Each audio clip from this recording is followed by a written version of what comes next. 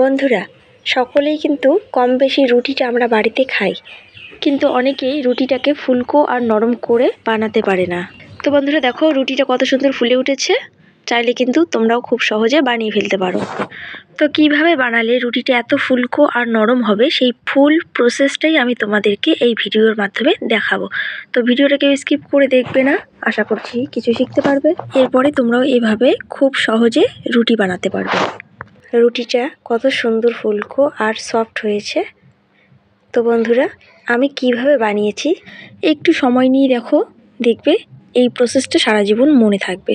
নমস্কার বন্ধুরা, Dimpy with cooking চ্যানেলে তোমাদেরকে আরও একবার সবাইকে স্বাগত জানিয়ে শুরু করছি আজকের রেসিপি। আজকে বানাচ্ছি ফুলকো ফুলকো রুটি।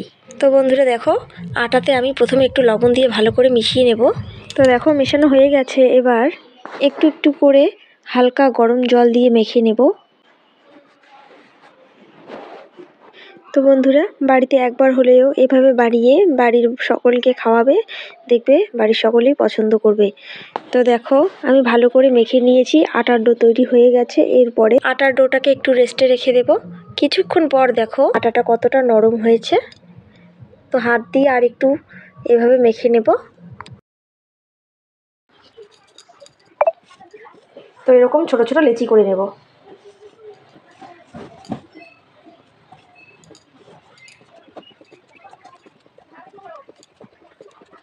তো হয়ে গেছে, এরপরে আমি বেলে নেব।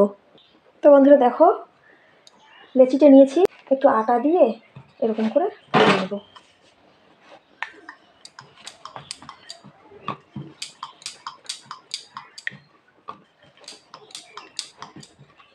দুদিকে একটু একটু করে আটা লাগিয়ে এভাবে বেলে নিতে হবে। আর রুটিটা যাতে মোটা না হয় সেদিকে লক্ষ্য রাখতে হবে।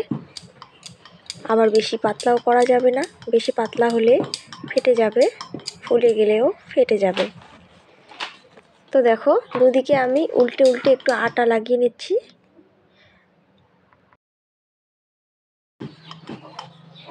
তো বন্ধুরা দেখো, হয়ে গেছে বেলা। এরপরে আমি কড়াই বসিয়ে দিয়েছি, কড়াই গরম হয়ে গেছে, দিয়ে দিচ্ছি রুটিটা। হালকা আঁচে ভাজতে হবে। তো দেখো, একদিকটা হয়ে গেছে, এরপরে উল্টে দেব। রুটির এই যে সাইডগুলি যাতে কাঁচা না থাকে ভিতরে, এর জন্য এদিক ওদিক করে দিতে হবে। তো বন্ধুরা দেখো, উল্টে দিচ্ছি। দেখো কি সুন্দর হয়ে গেছে। তো এরপরে এটা একাই ফুলে উঠবে। তো বন্ধুরা দেখো, ফুলে উঠেছে, কি সুন্দর ফুলে উঠেছে। তো একই রকম করে আমি সব রুটি ভেজে নেব।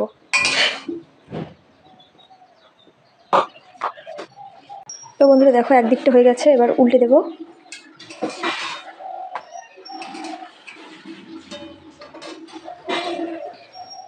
তো বাকি রুটিগুলিও আমি একই রকম করে বেলে নেব।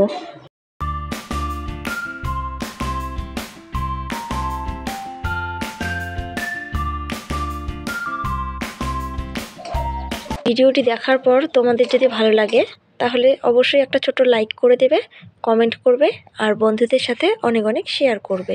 কেউ যদি আমার চ্যানেলে নতুন হয়ে থাকো তাহলে আমার চ্যানেলটিকে সাবস্ক্রাইব করে রেখো।